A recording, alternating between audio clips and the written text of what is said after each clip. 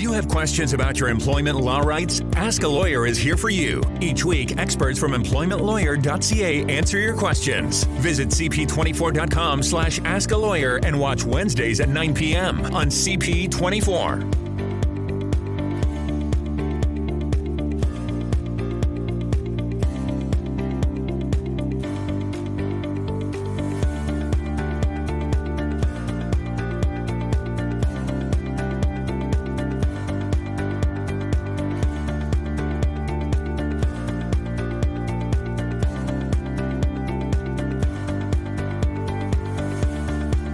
Hello there. Welcome to Ask a Lawyer. We're back again this week. Employment Law. John Scholes here. Momentarily on your screen will be Lior Samfiru, Employment Lawyer at EmploymentLawyer.ca. Always give you that contact information to give Lior a call. Have a chat. It is 1-855-821-5900. Email if you prefer, or in tandem with the phone call, sure, ask at EmploymentLawyer.ca, and we'll give you some other websites and information throughout the half hour to make you that much smarter, and to contact Lior and his crew anytime on your own time. Always a busy show. We get the phone calls from our radio shows across the country, and to put a finer point on it, join the phone conversation on radio. News Talk 1010, locally here in the GTA, Sundays at 1 p.m. You can call in, and maybe your phone call will appear on this show. That we'll get to some email questions as well. And the main topic in just a bit, return to office mandates. Still an important topic this far beyond the pandemic. So we'll get to that in a bit. But we have a lot of ground to cover. But Lior, we always start off with the week that was, or case of the day. Pal, what's cooking with you? You're not going to be surprised to hear that what's cooking with me is employment law. It's kind of what I do. That's why they call me the employment lawyer. I speak with people all day, answering questions about employment law rights, about their workplace situations, telling them what to do if they're facing a legal issue, or if their boss did something, said something, if their job has changed, if they lose their job, if they're worried that hammer is going to come down and they're going to have unemployment in the horizon. Well, if your employment is being impacted in any way, I want you to always remember, I said this all the time, you have rights. And you have extensive rights. In fact, some of the best rights anywhere in the world. You have them because that's how our laws operate. When people usually say to me, oh gosh, employment laws are not very good, it's because they actually don't know or appreciate the extent of rights that employees have. If you're a regular viewer of the show, hopefully by now you're understanding that there's things that you can do if you lost your job. There's things that you can do if you've been mistreated. There's things that you can do if you've been told you must resign, and I can keep going and going and going. On the show, we cover these things. You have to know what your rights are. That's the only way you're not going to lose your rights. You're not going to be taken advantage of if you know your rights. Of course, this is just a 30-minute show. We can only talk so much on this show, beyond this show. Not a problem. You can reach me by phone, by email, not going anywhere, so we can have a private chat. But always like to start off with the case that came across my desk recently. Now, this particular case, not that unusual, not that special, but it really ended up being one of the worst severance offers that I've seen in probably well over a year. So let me tell you about it. I got contacted by a gentleman that had worked for a small retailer as a manager for about 16 years. He was in his 50s, liked the job, did well. There were two managers. Well, that employer decided to restructure and only have one manager. So they let this person go. Nothing wrong that he did. When they let him go, they told him, we're going to pay you for 8 weeks. All right, we're not going to have you sign anything. You don't need to worry about that. We're just going to pay you. We're going to deposit that money in your account. 8 weeks, that's all you get. We wish you all the best. So long. Well, it didn't sound right to this individual. So, of course, he reached out to me and he wanted to understand very simply, am I owed more, or is it correct that I'm getting 8 weeks pay after 16 years of being a manager at this retail operation? Well, John, as I said, this is one of the worst severance offers that I've seen in a while. And the reason for that is this person, forget about 8 weeks or 10 weeks or 6 months. He was owed 18 months of severance. He'd been there for a long time, over 16 years. 18 months severance is what he is owed. Huge, massive difference between 8 weeks and 18 months. Now, this is not a bad employer. They weren't trying to get away with something or hurt him. They were simply ignorant to their obligations. They didn't know any better. They're going to know now because I'm going to tell them and they're going to pay him what they owe him. But there's a really high likelihood that if you're let go, that difference between what you're owed and what you've been offered may not be as significant as this, but it's still probably quite significant. 90% of the time, when you're staring at that severance offer, when you're let go, you're owed more than what the company's saying that they're going to pay you. That's why you call me or email me so we can get you what you're owed. How did this employer land on 8 weeks? They just darts at a dartboard, or did they just, say, 8 weeks sounds good to us? My guess, John, is they went to Google University, they looked it up online, they came across the Employment Standards Act that outlines minimum entitlements are 8 weeks, but what it doesn't tell you that your full entitlements, sometimes we call those your common law entitlements, are significantly more than that. And for this person, 18 months. I did mention off the top of the show, we'd like to round up some phone calls from our radio shows. Again, locally here at GTA, News Talk 1010, our brother station, Sundays at 1. Join us for the hour. Call in. Here is the first phone call of the show, Lior. Let's listen up. I'm 63. I've worked for the company for 22 years. They had a shutdown. They called me back 3 weeks ago. In the second week, they asked me to transfer from day shift, which I've been on for a long time, to evenings. Now, I understand that's a constructive dismissal, but I want to know how to pull the trigger on it right. Do I tell them before I actually have to do it, which is next Wednesday, or do I just not show up? Great question. What do you think? So first of all, here's how I understand the situation. He's been put on a temporary layoff, called back to work, and then told now you're going to go on evening instead of day shifts. Well, let's break this down. First of all, just that temporary layoff itself was a constructive dismissal. For most people, the employer does not have a right to put you on a temporary layoff, even if it's for legitimate business reasons. For most people, you may have the ability to consider that a termination. You don't have to accept it. Of course, the second constructive dismissal happens when they say, we're going to put you on evenings instead of days. No, your employer does not have a right to do that. That is a constructive dismissal. The best way to pursue a constructive dismissal is to give me a call. Usually they get a letter from me. We'll talk about exactly how you leave so we can do this right. The last question, of course, we have to address. Yes, it's a constructive dismissal, but what is he owed? How many months of severance does he have to get paid? For that, of course, we're going to go back and use our severance calculator tool. You can find that at EmploymentLawyer.ca. It's free and anonymous. Let's plug it in and see what we get. So this person is a laborer, been there for 22 years. It's a long time, 63 years of age. Because his employer has not offered him anything, they say we're going to continue employing you. He's actually owed as much as 24 months of severance, 2 years of pay. And this is, John, despite the fact that he was not let go. By virtue of the fact that he's been constructively dismissed, he can treat that as a termination and get his full severance. Our main topic for the week, return to work mandates. That is on the way, but we're going to do it on the other side of the break, which we'll take right now and dive right back in. So stick with us. More Ask a Lawyer. Employment Law is coming up right here, CP24. Have you been denied or cut off from long-term disability? Ask a Lawyer is here for you. Each week, experts from DisabilityRights.ca answer your questions. Visit cp24.com/askalawyer and watch Mondays at 9 p.m. on CP24.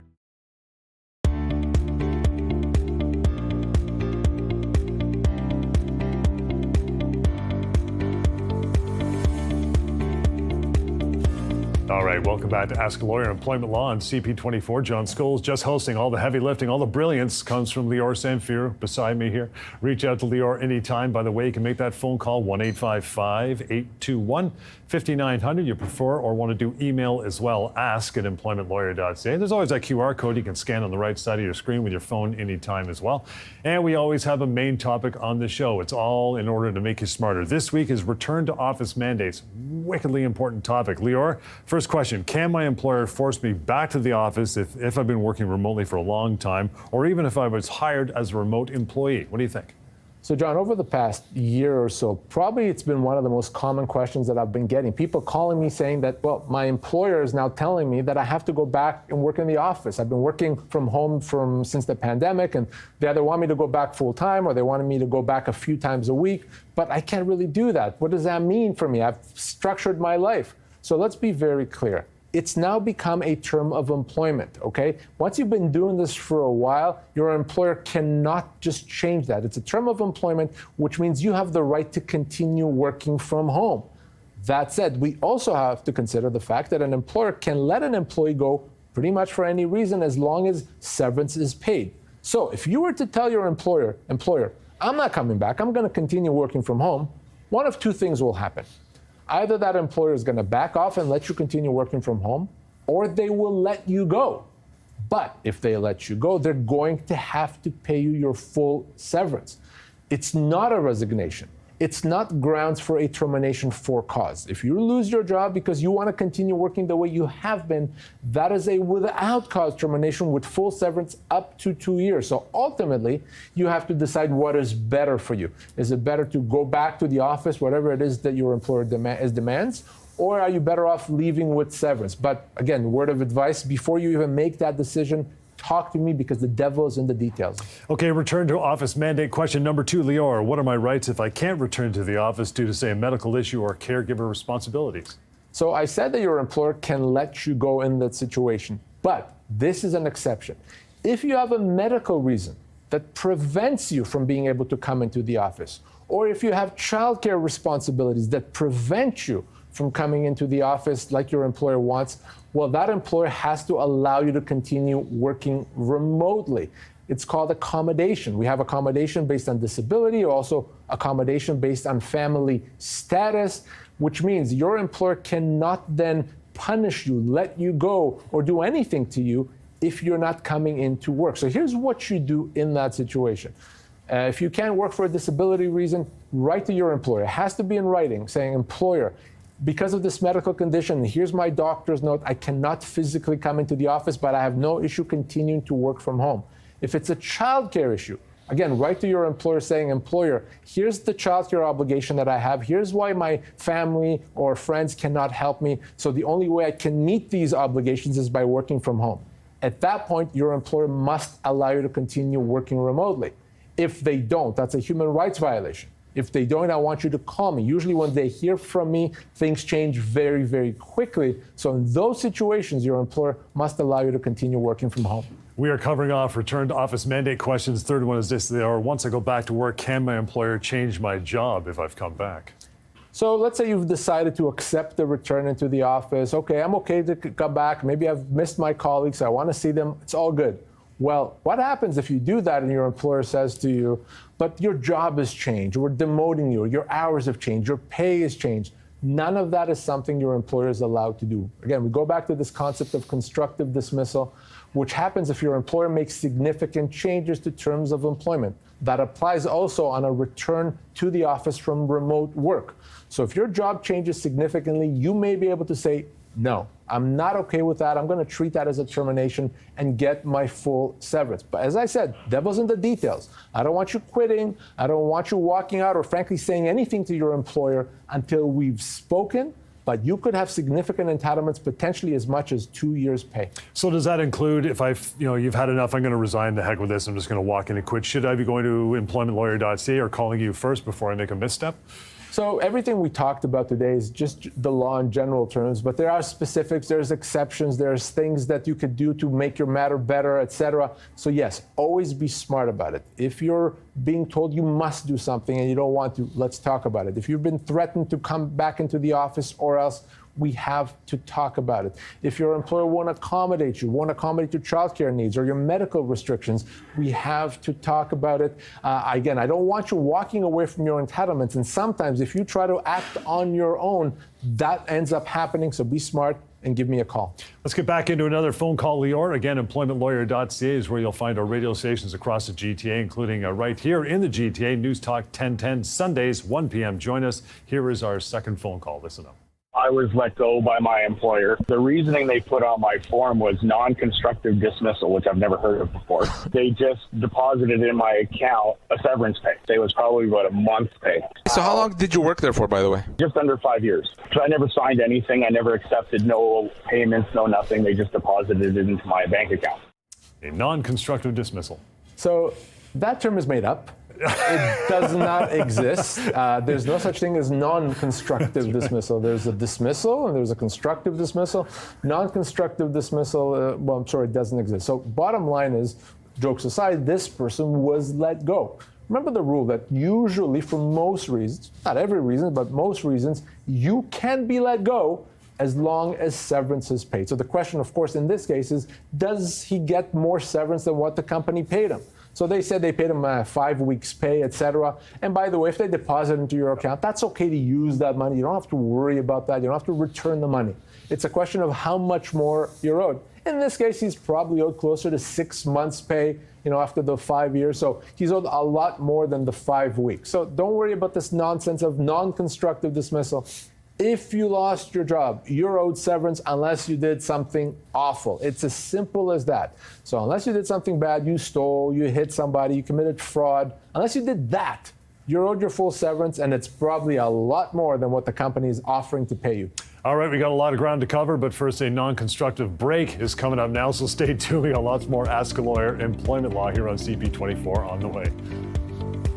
Do you have questions about your employment law rights? Ask a Lawyer is here for you. Each week, experts from EmploymentLawyer.ca answer your questions. Visit cp24.com/askalawyer and watch Wednesdays at 9 p.m. on CP24.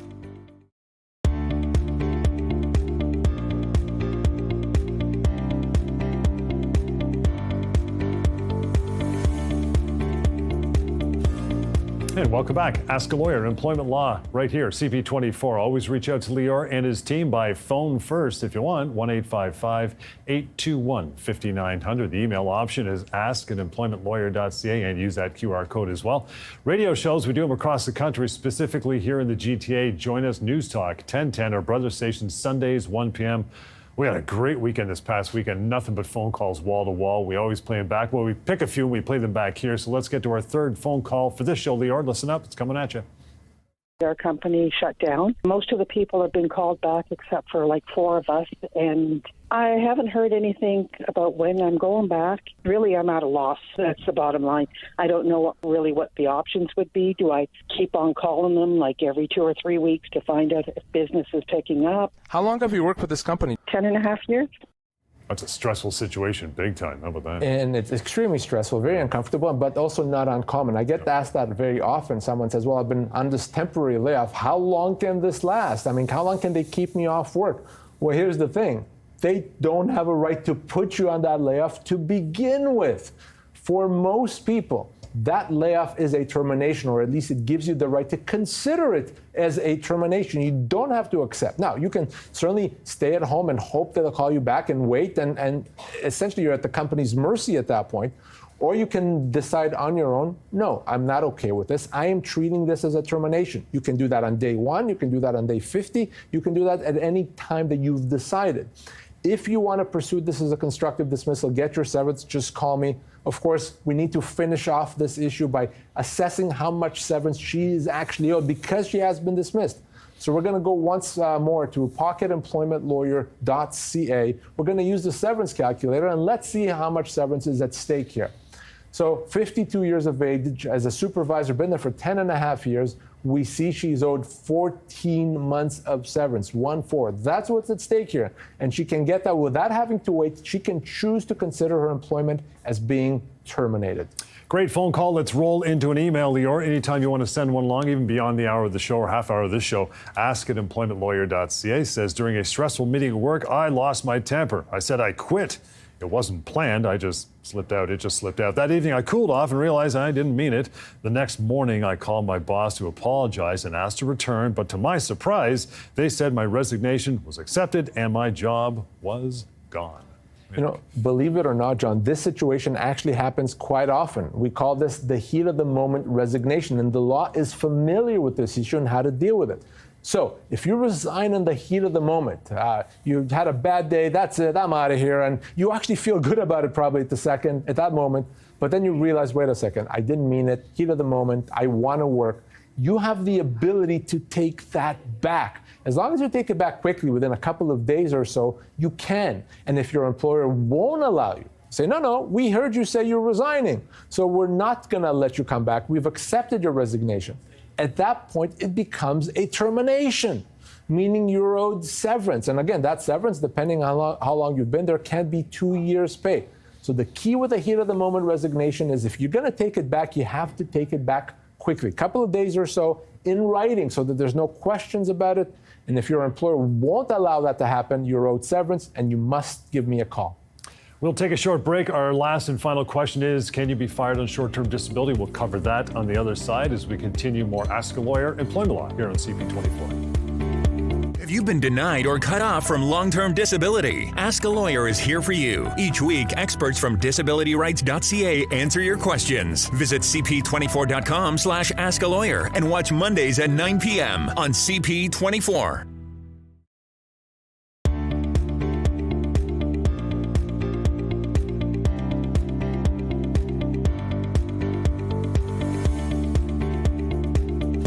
Okay, we're back. A few minutes to go before you put a bow in the sucker and put it to bed. We're going to go to a live stream question that Lior fields all week long. You want to join in on YouTube, Facebook, LinkedIn. It's just at stlawyers.ca, at stlawyers.ca. Says, I've been harassed by a new manager for 6 months, leading to panic attacks. I reported it to HR, but they aren't taking it seriously. Now I'm on short-term disability and hearing rumors that I'll be fired before I return. What are my rights? So a lot of stuff here. First of all, you really have to put it in writing to your employer about the harassment and what's happening. You want to make sure that they know and they can't deny that they knew about the harassment. If they don't act on that, if they don't deal with it, that could be a human rights violation, potentially. It could be employment standards violation, constructive dismissal, you name it. You also cannot be let go because you're off on a disability leave. That's not legal. That cannot happen. Your employer must make efforts to bring you back when you're ready to come back to work. If they don't do that, I want you to call me right away.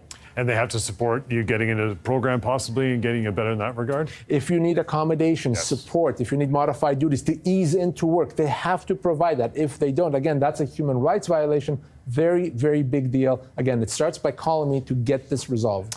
And that is pretty much all the time we have for this week. Thank you so much for all your contributions, whether it's through the radio shows and the phone calls, emails, or the live stream there as well. How do you do all that in the future? I'll start with a phone call to Lior, 1-855-821-5900, ask@employmentlawyer.ca. That website we always refer to where you can find that severance calculator. It's a beauty. It's called pocketemploymentlawyer.ca. And one more time, the radio show Sundays here locally, the GTA, News Talk 1010, 1 p.m. Please join us and make those phone calls. Let's start that conversation. And for any other details, cp24.com/askalawyer. We'll see you next week.